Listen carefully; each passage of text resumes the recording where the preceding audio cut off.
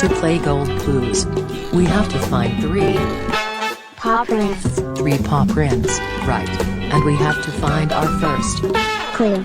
a clue, A clue. and then we put it in our Notebook. because they're gold clues, gold clues. We have to find another paw print, that's our second clue, we put it in our notebook, cause they're whose clues? They're gold clues. We gotta find the last paw print, that's the third clue, we put it in our notebook because they're gold clues, gold clues. You know what to do, sit down in our golden thinking chair, and think. Think. Think, think, think. Cause when we use our minds, and take a step at a time, we can do anything that we wanna do. Are you ready?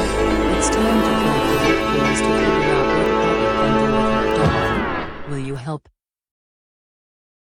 You will? Great, come on.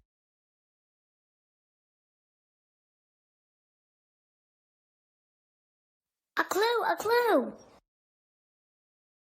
You see our first gold clue? Where? Oh, our first gold clue. And it's a park. Alright, we need our handy dandy notebook, right. Let's draw some grass. With a path here. Some flowers, and a tree right here. There, a park. So, what could Poppy do with her new puppy, with a park? What do you think?